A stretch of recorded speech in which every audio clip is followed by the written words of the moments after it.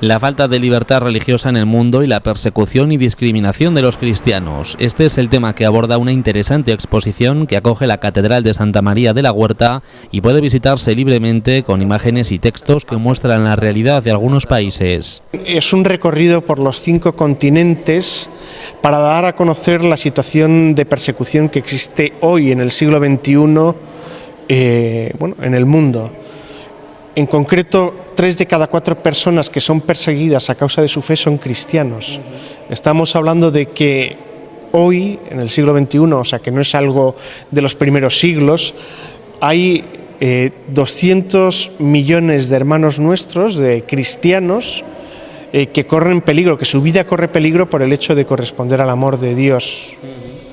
Y a estos 200 millones se suman 150 millones más que son discriminados. Estamos hablando de 350 millones de cristianos que sufren discriminación, que son vejados, que están privados de su libertad o que su vida incluso corre peligro. Tenemos datos también en un informe que elaboramos sobre la libertad religiosa, que es una radiografía sobre la situación en 190 países. Tenemos datos que nos hablan de que los cristianos sufren al año 105.000 ataques.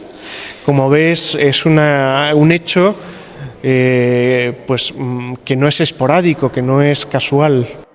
Y eso ocurre en lugares no muy lejanos a España. Últimamente es verdad que los medios están hablando de Siria y de la situación de los cristianos en Siria, en Alepo o en Nigeria, pero es algo que está bastante más extendido. Argelia está a 1 hora y cuarto de España y allí los cristianos, sí es verdad que hay libertad de conciencia, pero hay una ley muy restrictiva, una ley del 2006 que en cierto modo discrimina a los cristianos. Te voy a hacer un ejemplo sencillo. Yo, si paseo por las calles de Argel con una Biblia, puedo ser detenido y encarcelado acusado de proselitismo. Pues esto no es libertad religiosa.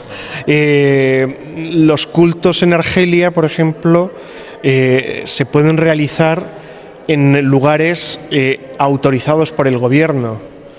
Los obispos, cuando salen de su casa, van acompañados por una escolta que ha sido puesta por el gobierno.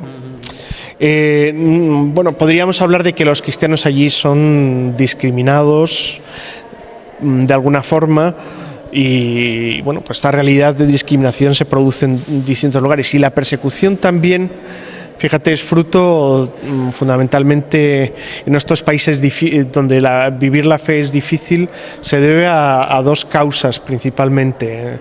Hay países totalitarios, de corte fundamentalmente comunista, como puede ser China, Corea del Norte, Vietnam o Cuba, donde, claro, al hablar de totalitarismo, de regímenes dictatoriales, no hay libertad, con lo cual hablar de libertad religiosa es imposible, ¿no? Y también otro fenómeno que se está produciendo, otro foco de violencia contra los cristianos, es el que se produce en países donde hay fundamentalistas radicales, no solo islámicos, sino también, por ejemplo, hindúes, ¿no? En el estado de Orissa ha habido una escalada de violencia fuertísima que empezó en el 2008. La Fundación Ayuda a la Iglesia Necesitada tiene más de 60 años de trayectoria, con oficinas en 17 países y ayuda a la evangelización con más de 6.000 proyectos al año en 150 países. El año pasado, gracias a la generosidad de nuestros benefactores, pudimos llevar a cabo varios de estos proyectos con una ayuda de 82 millones de euros.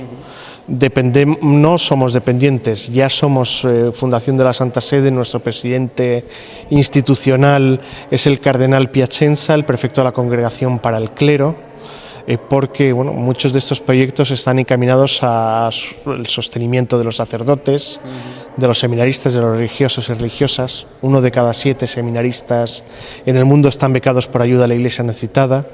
Se celebran más de 400.000 misas al año. Gracias a estas misas nos ocupamos del sostenimiento de los sacerdotes en los lugares más recónditos y donde lo están pasando peor. Realmente una obra ingente que es fruto, digamos, de la generosidad de nuestros benefactores y bueno, intentamos ser fieles a esta misión que tenemos encomendada por la Iglesia de ayudar a los que ayudan, de ayudar a la evangelización, que llegue ese mensaje de esperanza que está encerrado en el Evangelio. Intentamos también vivir los pilares que sustentan a esta obra, que son la oración, que son la información y la caridad fraterna. Este viernes además habrá una charla coloquio en la Sala Albiana para profundizar en los contenidos de la muestra. Poder invitar a las personas de Tarazona a una conferencia que va a tener lugar el viernes a las 8:30 en la Sala de Ibercaja, donde se va, bueno, pues a dar un testimonio y va a haber también ocasión para el coloquio, para profundizar un poco sobre todos estos temas. Esta es una exposición que fue la tercera más visitada en la Jornada Mundial de la Juventud, después de la que organizaron también las Misioneras de la Caridad de la Madre Teresa de Calcuta, y una exposición hermosa también sobre Juan Pablo II, ya beato, y una exposición que quiere transmitir también un mensaje de esperanza. Es verdad que los datos y las fotos muestran una realidad muy cruda, la realidad de la persecución, pero bueno, es una realidad muy connatural a los cristianos. La persecución y la cruz es el hábitat natural de los cristianos, y el hecho de que haya persecución quiere decir que también haya autenticidad. Quiere transmitir un mensaje de esperanza,